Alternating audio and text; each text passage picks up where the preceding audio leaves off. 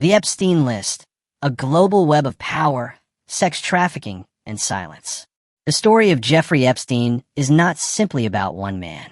It is about an entire ecosystem of elite impunity, a network that spans politics, finance, science, royalty, and entertainment. What began as a criminal case about a sex offender soon morphed into a mirror reflecting the darkest sides of global power. What makes the Epstein case extraordinary is not just the heinousness of the crimes, but the caliber of people who remained close to him. After his first conviction in 2008 for soliciting sex from a minor. Let's be very clear, Epstein did not operate in a vacuum. He had private planes, private islands, mansions on multiple continents, and a stream of underage girls supplied by a network of collaborators. His enablers weren't street criminals.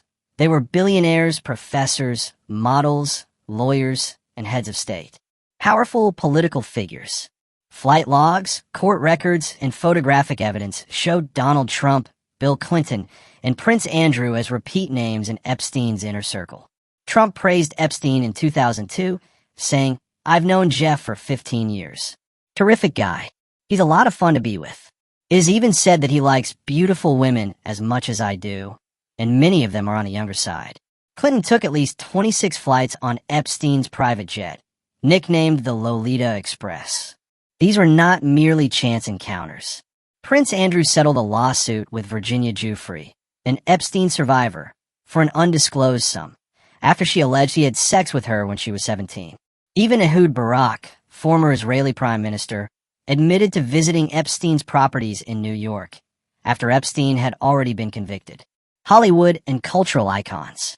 The entertainment industry, often shielded by celebrity worship, is deeply entwined in this scandal.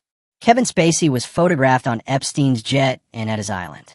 Naomi Campbell appeared in multiple logs and was named by victims as present at events. Leonardo DiCaprio, Mick Jagger, David Copperfield, and Bruce Willis were also linked by association through parties or flights. This wasn't just a matter of proximity, it was systemic. Jean-Luc Brunel, a French model scout tied to Epstein, is accused of procuring over 1,000 girls. He was found dead in prison in 2022 by suicide. Academia and science compromised. Some of the world's most trusted intellectuals also circled Epstein. Stephen Hawking visited Epstein's private Caribbean island in 2006, according to flight records. Noam Chomsky confirmed meetings with Epstein in 2015 and 2016, again after Epstein's conviction.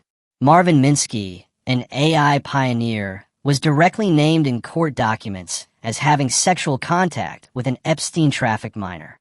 Alan Dershowitz, who once represented Epstein, has faced lawsuits and allegations of sexual abuse by a survivor. He denies all allegations. Let's not forget, Epstein donated millions to elite institutions like Harvard and MIT, laundering his reputation through scientific prestige. Billionaire enablers and financial cover. Glenn Dubin, a hedge fund billionaire, was so close to Epstein that the trafficked Virginia Giuffre was told to sleep with him. Tom Pritzker, a billionaire heir to the Hyatt fortune, was named in court documents under seal.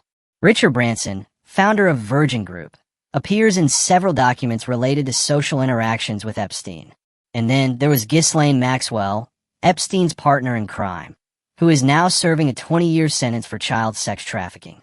She is the only one from this elite circle who has seen serious jail time, and even she has remained silent about her client list. The real scandal: silence.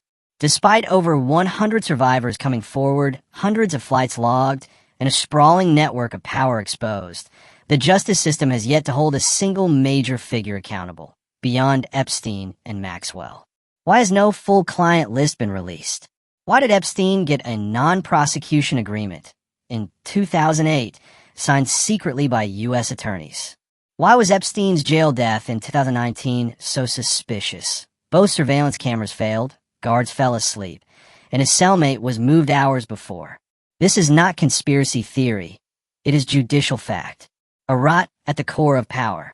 The Epstein case shows us what happens when wealth shields evil, when celebrity distracts, and when governments and media collude in silence.